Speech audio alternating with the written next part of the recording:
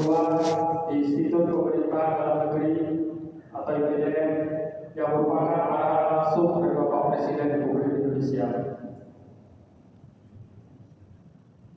Meskipun tidak dapat hadir secara fisik, hati dan doa kami senantiasa bersama seluruh masyarakat Kota Sabang dalam momen-momen bersejarah ini. Pada momen ini kami menyampaikan ucapan selamat memperingati 1 Muharram 1447 Hijriah kepada seluruh umat Islam, khususnya masyarakat Kota Sabang yang kita cintai. Bapak Ibu hadirin dan masyarakat Kota Sabang yang saya hormati. Subhanallah, betapa istimewanya momen ini bagi kita semua. Tahun baru Hijriah tidak hanya menandai pergantian waktu, tapi juga momentum refleksi dan introspeksi diri. Hijrahnya Rasulullah dari Mekah ke Madinah mengajarkan kita tentang keberanian untuk berubah, tekad untuk memperbaiki diri, dan semangat untuk membangun peradaban yang lebih baik.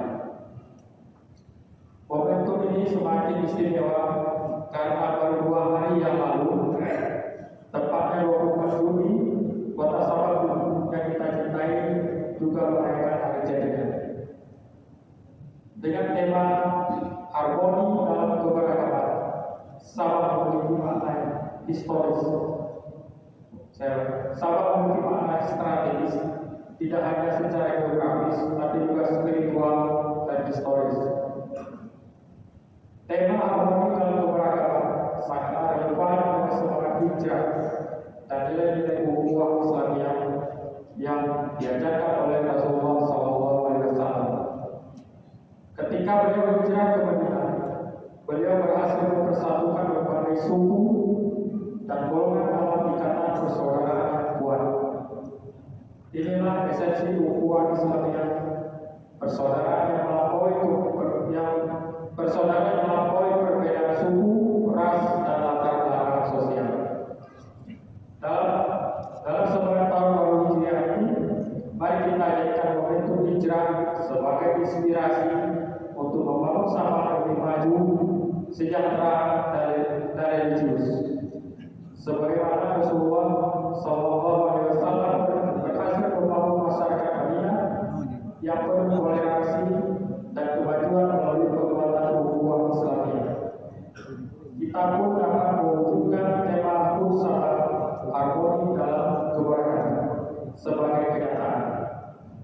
Kota Sabang harus menjadi contoh nyata bagaimana persaudaraan Islam dapat mempersatukan semua elemen masyarakat dalam membangun peradaban yang maju, di mana pembangunan ekonomi, infrastruktur, dan spiritual berjalan dengan seiring. Bapak Ibu hadirin dan masyarakat Kota Sabang yang saya banggakan, mari kita wujudkan Sabang sebagai kota yang benar-benar mencerminkan harmoni dalam keberagaman. Ukhuwah Islamiyah harus menjadi fondasi kuat dalam setiap langkah pembangunan kita. Seperti yang diajarkan dalam Al-Quran, sesungguhnya orang-orang Muslim itu bersaudara. Dengan semangat hijrah, kita wujudkan Sabang sebagai destinasi wisata unggulan, pusat ekonomi maritim, dan kota tetap menjaga nilai-nilai Islam, nilai-nilai keislaman. Pada kesempatan ini, kami juga menyampaikan terima kasih kepada Dinas Syariah Islam Kota Sabang dan Takmir Masjid Bau Salam yang telah menyelenggarakan acara mulia ini, dan kepada seluruh jamaah yang telah berpartisipasi pada malam ini. Semoga di tahun Hijriah yang baru ini Allah Subhanahu wa Ta'ala memberikan keberkahan, kemudahan, dan kemajuan bagi Kota Sabang dan seluruh masyarakatnya. Semoga kita semua diberikan kekuatan untuk terus berkhidmat kepada agama, bangsa, dan tanah air. Selanjutnya, marilah kita dengarkan dengan seksama ceramah yang akan disampaikan oleh guru kita, Abuya Habibi Al-Wali, Abuya Habibi Wali STH, dalam rangka memperingati 1 Muharram 1447 Hijriah. Semoga melalui tausiah yang akan disampaikan, kita semua mendapat pencerahan rohani, penguatan iman, dan pemahaman yang lebih mendalam dalam menyosong tahun baru hijrah, dan semangat yang lebih baik dan tekad yang lebih kuat untuk membangun kota Sabang yang harmoni dalam kebersamaan, harmoni dalam keberagaman. Selamat tahun baru Hijriah 1447 Hijriah. Semoga ukhuwah Islamiyah senantiasa mempersatukan kita. Wabillahi taufiq wal hidayah. Wassalamualaikum warahmatullahi wabarakatuh. Wa nuru fawqa nuril wujud. Allah. Pertama sekali mari sama-sama kita semuanya kita panjatkan puji dan syukur kepada Allah atas segala nikmat yang telah Allah berikan. Alhamdulillah hari ini kita masih diberi air, masih diberi segala kebutuhan yang kita perlu. 53 tahun lagi bisa jadi Imam Mahdi akan turun. Bisa jadi, karena itu perkara yang hanya Allah. Bisa jadi umat muslim hancur sehancur-hancurnya. Bisa jadi umat muslim maju semaju-majunya. 53 tahun. Kalau jadi umur sekarang 20, masih bisa tak lihat nanti apa yang terjadi ke depan. Baik, kita akan lihat apa makna 53 tahun lagi itu. Hari ini kita umat muslim berada pada titik terendah peradaban di dunia, paling terburuk. Ada satu penelitian saya baca, baru ini saya baca, 175 negara. Indonesia masuk 117 negara, masyarakatnya minat baca, urutan 117 dari 175. Bayangkan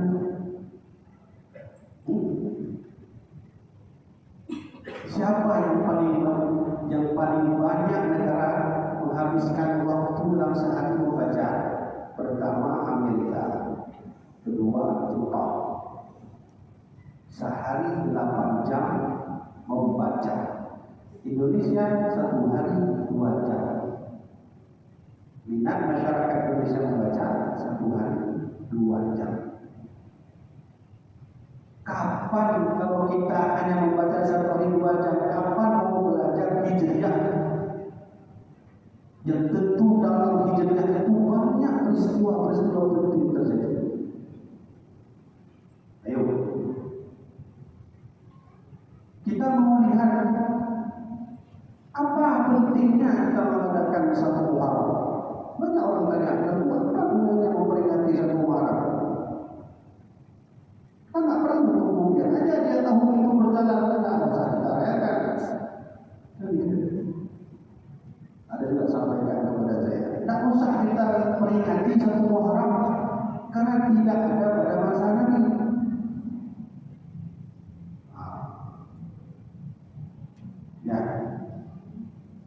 Ya sudah, kalau kita tidak mau memperingati 1 Muharram, selama ini kita menghafal seluruh bulan-bulan Masehi.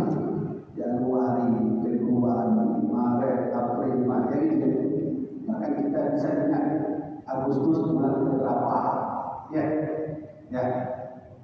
Ibu-ibu tahu Agustus itu apa? Agustus itu nama Tuhan Romawi Agustin. Desember, Januari, tahu Januari? Januari itu nama Tuhan Januari. Orang bernama api dulu punya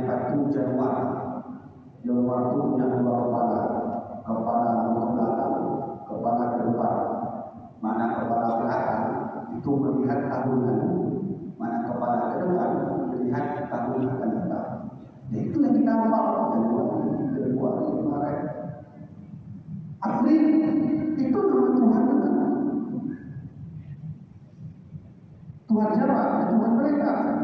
Inilah yang membuat kita dari dulu tidak pernah maju. Andai kita mau mempelajari apa itu Muharram, apa isi Muharram, peristiwa apa terjadi pada bulan Muharram, di mana nanti Nabi Adam alaihissalam diampuni dosanya oleh Allah 40 tahun bersujud di depan Allah, turun dari surga karena satu dosa.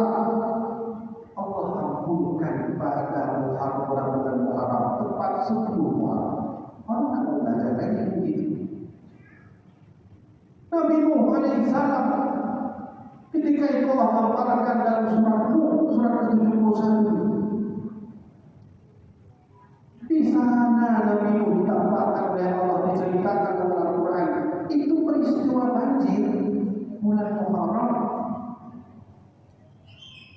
Nabi Ibrahim alaihissalam yang saat itu seorang raja zalim menangkap beliau, membuang beliau ke dalam api. Lalu Allah berkata, ya nar, kuni bardan wa salaman ala Ibrahim. Bayangkan api bisa jadi dingin. Selama ini api itu panas. Ya, betul nggak api panas? Coba saya bertanya, api itu panas atau dingin? Panas. Dingin itu, es itu dingin atau panas? Oke, tanyakan pada apinya sendiri. Api itu panas atau dingin? Api, makhluk Allah itu, dia merasakan panas dirinya atau tidak? Tidak pernah. Api yang selama ini kita lihat, dia tidak pernah mengaku dirinya panas. Lalu dari mana asal panas? Itu sudah masuk bab tauhid. Saya mau bilang, peristiwa yang maha besar itu, yang kejadiannya di mana api bisa dingin, yang kejadiannya di mana Nabi Ibrahim dibuang di atas api, Nabi Nuh berlayar di atas kapal hampir 1 bulan lebih, air dari bawah muncul ke atas, air dari langit turun ke bawah. Nabi Adam alaihissalam diturunkan oleh Allah ke bumi, beribadat 40 tahun bersujud kepada Allah, diampuni dosanya. Fatalaqa Adam min rabbih kalimatin fataba alaihi, dinampung itu semua. Semua itu terjadi pada bulan Muharram. Anak muda sekarang kalau mau belajar tentang itu, dia akan diberi hadiah oleh Allah kekuatan batin. Kenapa? Peristiwa para nabi itu satu arah, arahnya kepada Allah. Itu apa yang dialami oleh para nabi dulu itu satu arah. Peran utamanya hanya satu sejarah para nabi, Allah. Kalau umat muslim mau mengikuti jejak para nabi itu dengan belajar apa peristiwa terjadi pada bulan Muharram, tetap satu arah, Allah. Ini penting kita belajar memperingati satu Muharram. Sekarang nggak ada lagi. Coba lihat dulu nenek kita dulu. Saya mau baca sejarah sedikit. Saya selama 3 tahun ini saya geluti manuskrip Aceh yang umurnya 400 tahun, 500 tahun. Manuskrip yang paling indah pernah saya baca, yang harganya hampir 2 miliar. 2 miliar. Kitabnya sini, ini hitam. Saya tanya sama orang yang punya. Dia pada putra berapa? Oh, yang putra rumah. Mahal. Saya kira mahalnya 4 juta, 5 juta. 2 miliar. Manuskrip. Saya mau cerita. Imam Ibnu Battuta kan pernah datang ke Aceh. Salah seorang penjelajah dunia 35 tahun dia pergi berlayar. Nah, anak kita kenal lagi. Datang dia bilang Pak Kondo. Siapa lagi? Belanda dunia. Yang menemukan benua Amerika siapa? Columbus begitu.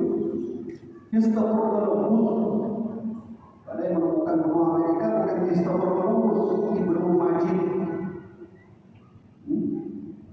Ya, ya rusak sudah kita, sejarah kita dirusak. Imam Ibnu Battuta dalam kitabnya